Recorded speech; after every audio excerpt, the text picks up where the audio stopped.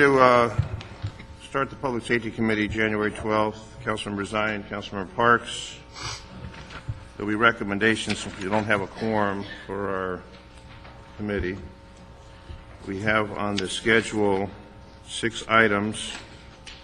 There's been a request that number 3, number 4, number 5 be continued.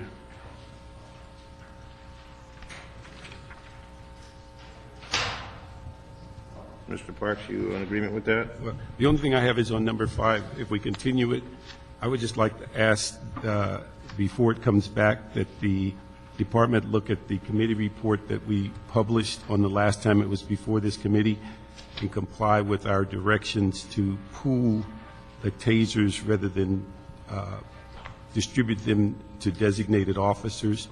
It appears that from the plan that was submitted on 5, it's completely in opposition to what the directions were from the committee report.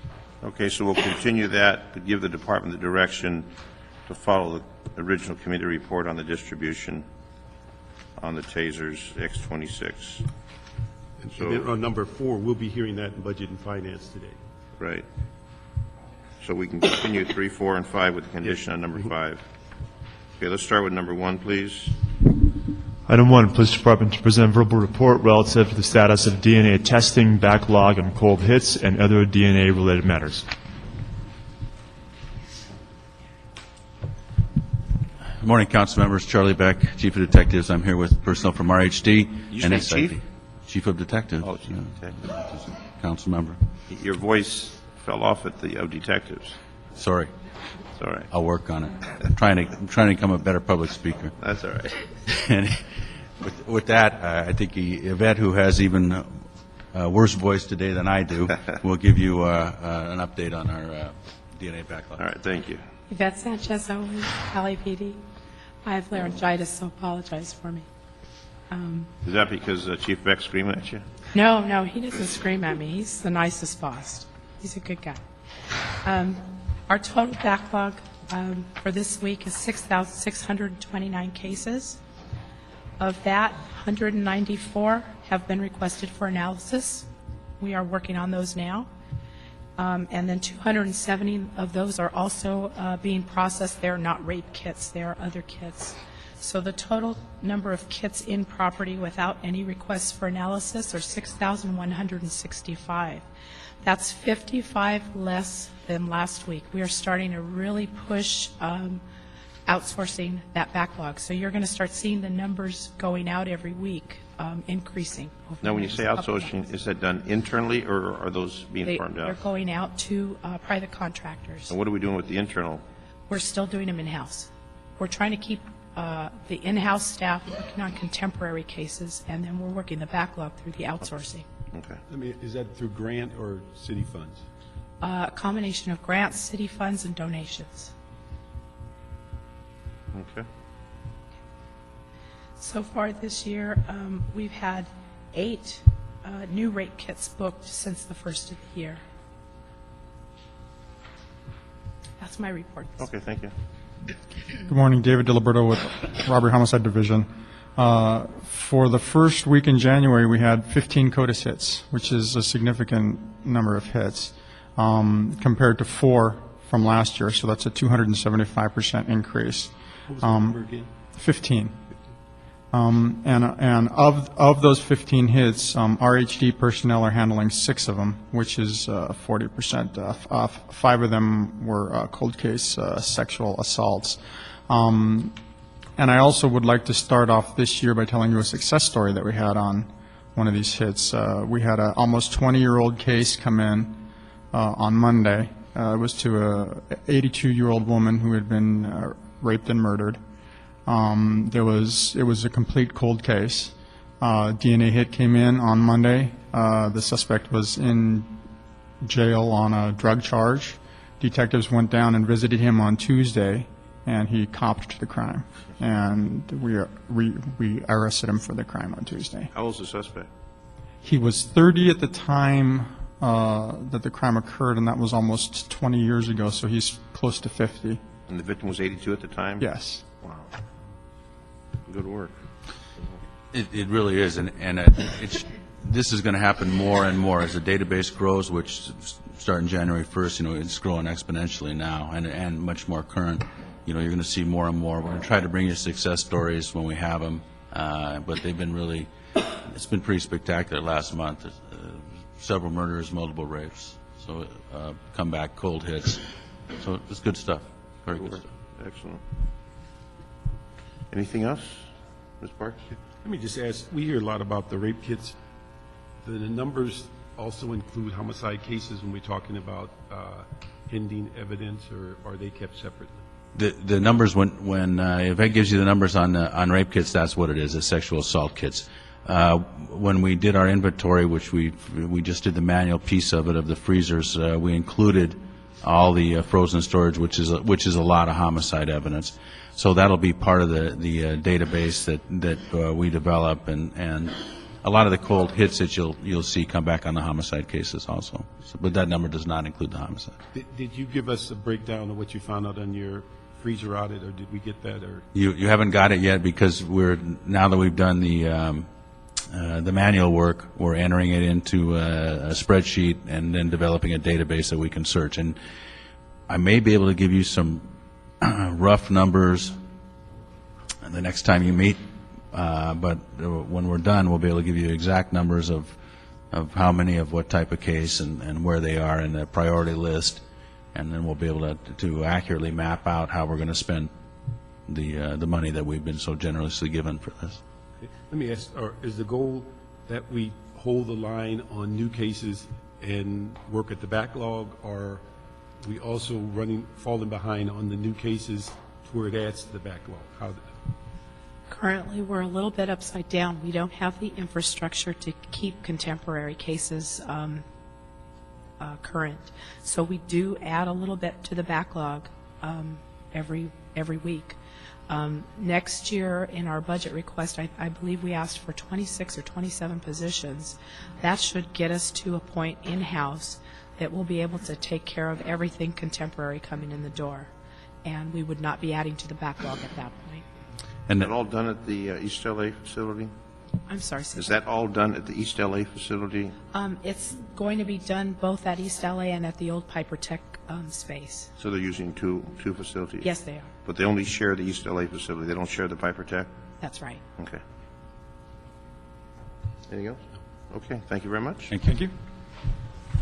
So note and file number 1, number 2, please. Item 2.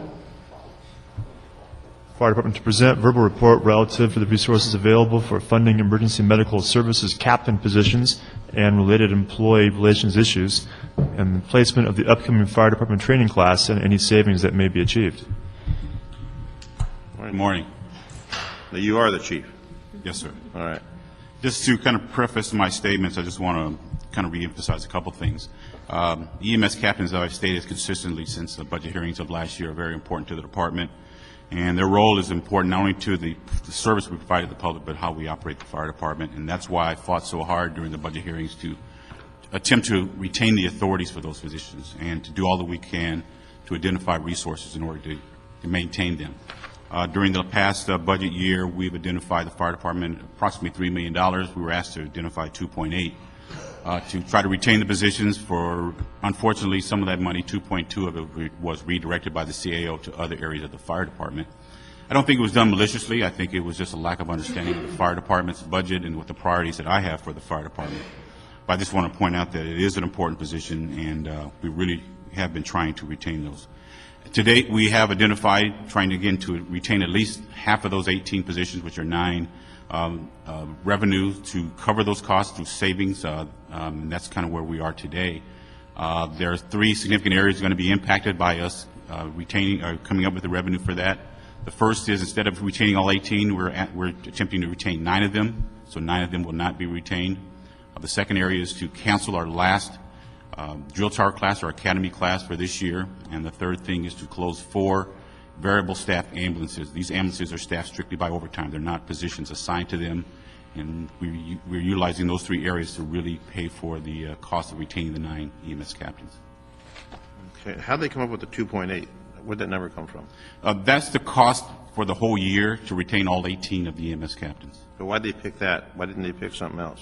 Well, it was offered up in the budget hearings of last year because of the amount of money that the fire department was given to retain its budget. I had to make a very difficult decision as to what area would we basically put on the table to be cut. It was not something I felt good about. I don't want to minimize the importance.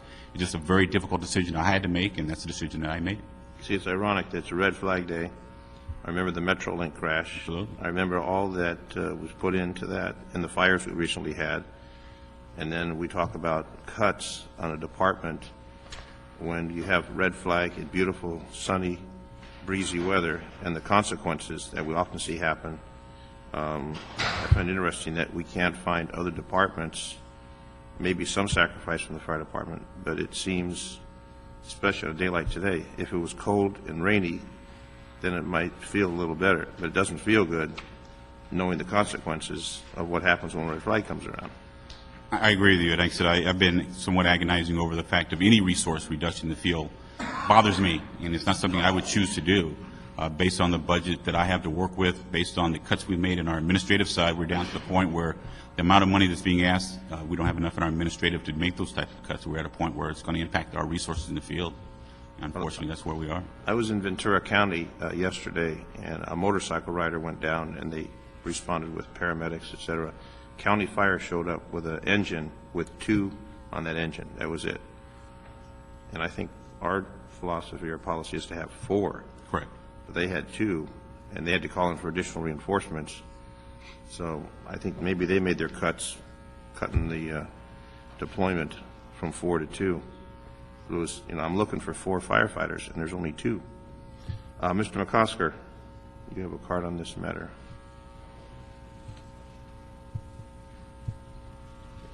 Mr. Pat McCosker. Thank you. Thank President. you, council members. President again. Pat McCosker, President, United Firefighters, Local 112. Thanks for the opportunity to be here today. The Budget Committee a few weeks ago was kind enough to refer this matter here for a hearing as well, and I think that was an important thing to do because this really is a public safety issue, very much so, not just a budget issue. By the way, we said back then that we understand that the fire department has to do its part to help with the budget challenges we have, and I understand that our budget right now is a bit in the red. I want to say a couple things about that, though, to put that in perspective.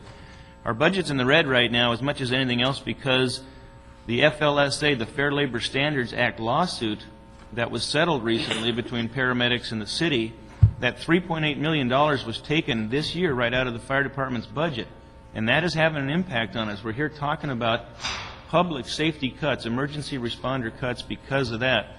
And I have a real concern about that. Our paramedics were underpaid for many, many years. They finally filed lawsuit as it wasn't being addressed, and then they settled for less than the amount, and it seems like it's being taken out of, not just their hides, but the public's right now when we're talking about cutting EMS district captains and causing the closure of 4 ambulances. Those things will impact public safety, and life and limb will be lost if we have to do that. We were able, because of your instructions, you're referring this matter to public safety and the full council voting a few weeks ago to make sure that department heads were working with the unions to identify possible budgetary savings. So I was able to sit down with the fire chief and talk about some other areas, and I want to support 2 of those today, and that would be the closure of the drill tower for the remainder of the year and the money that the fire chief is willing to give back in our badly needed also equipment account. Those things can be done with just minimal sacrifice, to firefighters, but without impacting public safety, and I think that they should be done. They amount to about $2 million, and let's remember that the amount of money that's being asked is a little bit arbitrary. It's because it's the amount to fund 18 EMS district captain positions, and those we just should not do without. It's public safety. They mentioned a lawsuit. You saying that because of a lawsuit, the fire department's being jeopardized financially to shore that lawsuit up? That's exactly what I'm saying, sir. What I'm saying is that the settlement, the lesser amount agreed to by the paramedics, the underpayment amount, that $3.8 million, and it was a 5-year window of time, that the response to that has been to take $3.8 million right out of the fire department's budget. For the lawsuit? To settle the lawsuit, to pay them all off right now one time, but to impact our service by doing so. See, if we did that to the police department, they probably wouldn't have a budget. But let me just clarify something. I don't believe that lawsuit is still in the rear. We've not taken that money. This is money above and beyond the lawsuit, because I don't think we've taken the money out of the budget to cover the lawsuit. It's still pending, if I understand it correctly. My understanding, the 6.1 deficit that's showing for the fire department, 3.8, is from, and whether it's physically been removed, I'm not certain, but I know But that's. I'm saying it's 3.8, but it's not a part of these cuts. No. Yeah, This is- so it's still pending. So these cuts have little to do with the lawsuit, and we're still looking at ways to cover the 3.8. But the lawsuit was won by the paramedic firefighters. Yeah. Correct. And I think Somehow we have to pay for that. Yeah, we split it. I believe a portion of it, back pay, went to the fire department budget, which is still showing as a deficit, and a portion of it came out of the litigation account of the city attorney. So these cuts have nothing to do with the lawsuit. There would be a novel approach on a lawsuit to charge that department for that amount lost. It would, and I think that's the way it's being shown right now, whether the money's I'm not actually saying it's come out right, or I'm not. saying it's a novel approach to it. There are two other budget items, by the way, that are maybe good news, something that you can look forward to as you make this decision, this difficult decision about making cuts right now. One of them is we're awaiting about $2 million in reimbursement from the federal government for the disasters we've had this year, for those big incidents that we've had. You know, they owe us about $2 million, and that takes time to get, but it's not being shown right now as revenue for the fire department. Would that go to the fire department, or that go to general fund? I think it goes to their overtime account. Morning. Good morning. Georgia Matera, Fire Administrator. It will, right now it's slated to go to the general fund, but what we'd like to be able to do is in the mid-year report, put a recommendation in requesting the council as the money comes in to deposit it back into our accounts. Does it normally go to the general fund on Normally, all receipts go to the general on fund. a FEMA-type situation? So it comes out of your budget, but then it goes back to general fund, so then you're short. We're short, that's correct. So we should put it back where it belongs. Yes, and we're working on those recommendations with the CAO's office. Did that come out of your overtime? It comes out of our overtime account, that's correct. So, Mr. Parks, any other questions? No, I think the issue that, given a little history, these 18 positions were originally cut in last year's budget. The council left the positions in without funding. And so I think in dealing with the mayor's office and the chief, it's a compromise to come up with the 9 positions and other aspects of budget cuts to cover this shortage. The 3.8 million, it still shows as a deficit in the budget. We have not figured out where the money's coming from, and the chief tells us it's unlikely that he'll be able to find that through the rest of this year. So that money's going to have to be resolved in some other fashion, or unless we have a windfall, like the Warden Power shows up and pays us for fixing or looking at their water, Fire hydrant. fire hydrants, things like that. But at this point, the 3.8 is a red line, and the other issue we have to look at is when the FEMA repays, what is the condition of the fire department's overtime account, and if they're running behind, I think that's an adequate response to replace the money they spent. So that's all the loose ends that we're dealing with. But if we took that FEMA money, in the past, FEMA money's gone back to the general fund, not to the department? In the past, what it's been is we have asked for recommendations to move money to cover our accounts, and if there's any money that is excess of what we've spent, typically it'll go back to general fund. General fund. But traditionally back to the general fund. So why couldn't we make a recommendation on this for the reimbursement you're referring to, $2 million? I think we have to wait till it gets here. Well, it'll be here shortly. Well, The new the president's check's going to in the be mail. sending out money. Federal government, the check's in the mail. Yeah, but the new president's going to send out money in 10 days. Billions of dollars. We're waiting for it. You're not on that list. We want to get on that list.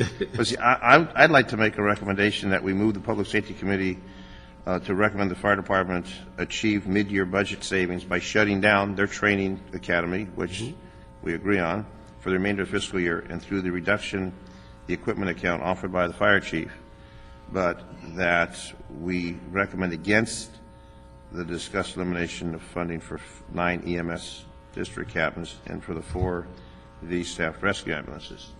So I think if we split it that way, you're getting some of it, and then somehow we can shore up the rest before the end of the fiscal year.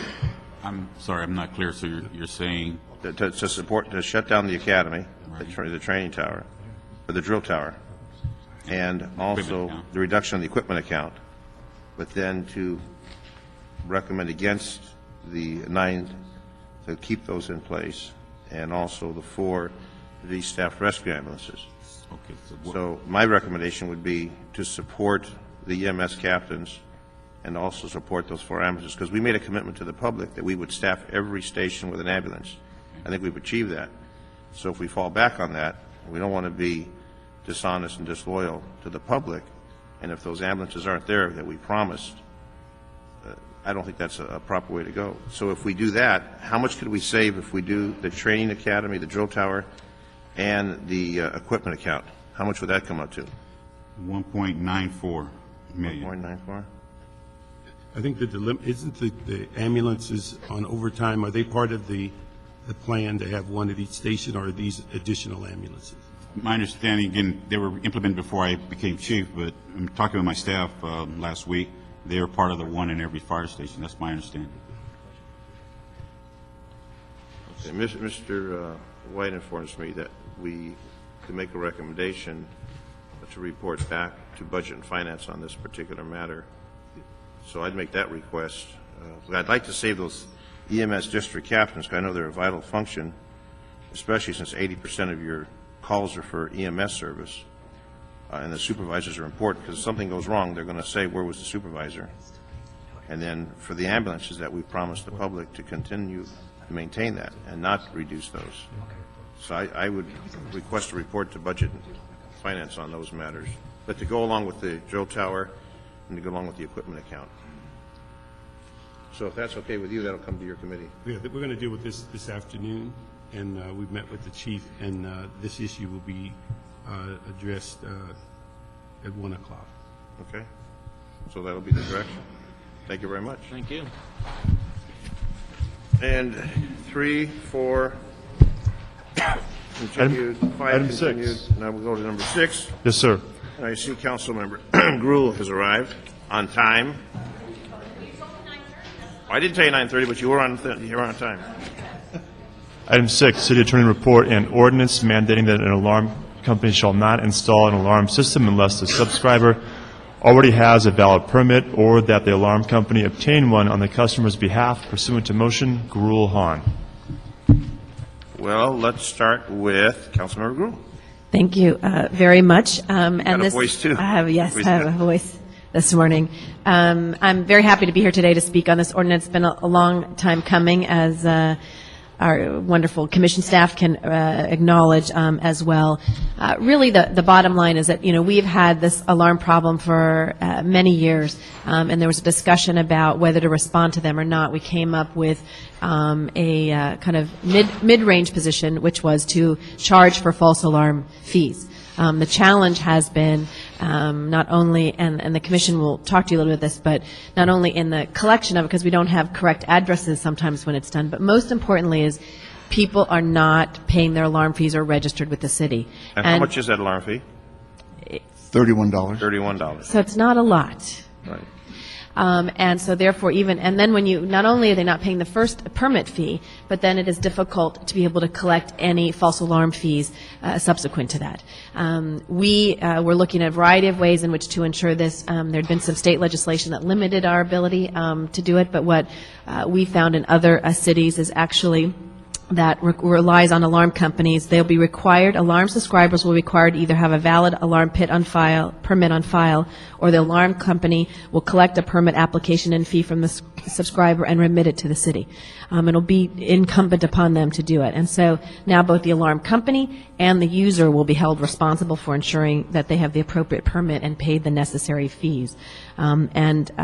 We think that it is very difficult from a public safety perspective as well as from a fiscal perspective, and believe that millions of dollars are being lost because of this. And so this ordinance, which we've been waiting for a long time, should hopefully move us in that direction to immediately respond to this crisis. So I would just be here in support of the ordinance that has been developed to help us in the city, both for public safety and for fiscal reasons, which I know Mr. Parks will appreciate if we can find a little bit more money for people who are responsible to do that. Mr. Parks and I responded to many false alarm calls during our time. Many false calls. let's hear from the opposing side.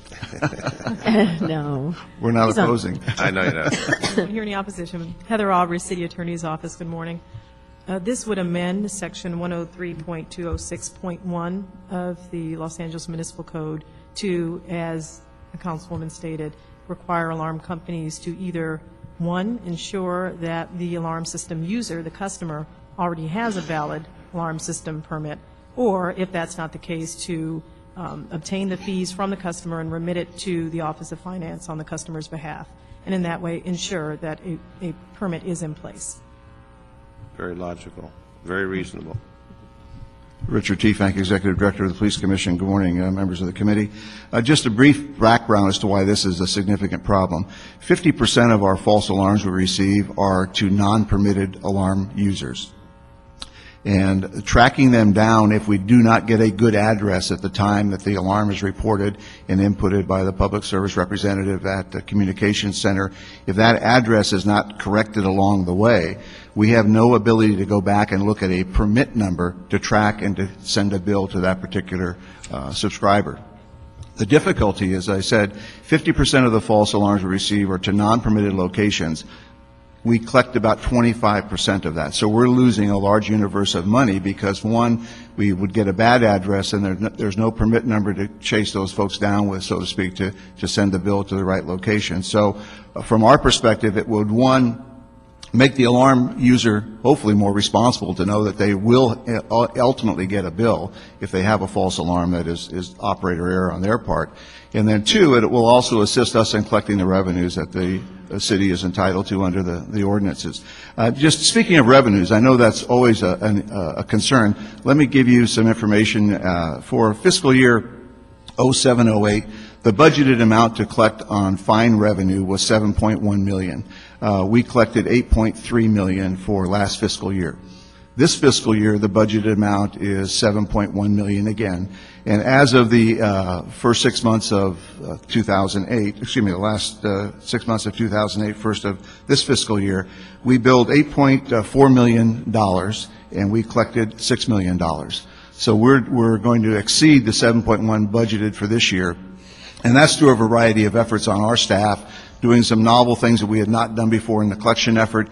And as you all know, we're moving forward to the CryWolf system being implemented hopefully by April 1. That's our targeted goal. Things are moving along fine. The testing phase, I think that's an optimistic date, April 1, to get that system implemented, which will certainly allow us to better manage the system and allow us to better manage the collection rates. So we believe in consultation with the CryWolf system, and also this ordinance will have a better effort in collecting revenue, and hopefully by collecting the revenue we will lower those false alarm calls further because individuals will know there is accountability for having a false alarm. Be a little more responsible as people who have alarms.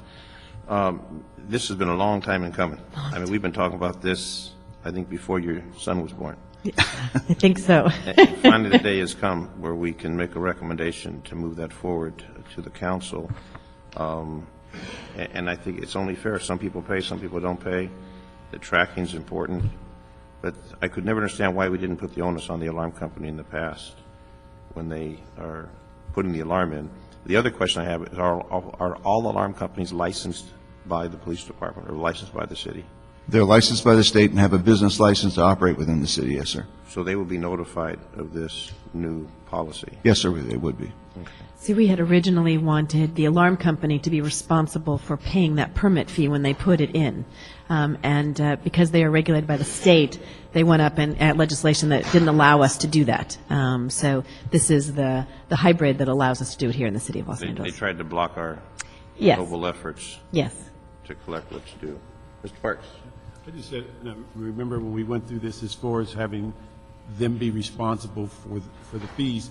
I was just wondering when I read this this morning, is that do we have the ability in looking at definition that the alarm company be viewed as the owner-operator of the system and that the residents or business are the users of the system?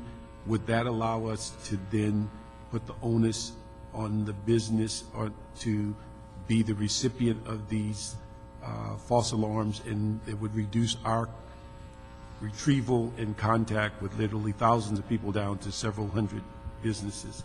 Is it a definition issue, or we preempted from doing that? Yes, the definition of an alarm company operator is set at the state level, and that is something that we cannot, here in the city of Los Angeles, change, and that definition encompasses installing, monitoring, and things of that nature, an alarm system, as opposed to owning it. So if I understand your question correctly, I think that would be problematic, and we could not change that at the local level. Okay, thank you. That's it? Okay, so recommendation to approve and send that forthwith? Thank you. Great. To the Thank next- you very much. Thank you. That concludes our public safety meeting. Councilman Parks and I thank you. Wow. Have a lovely day.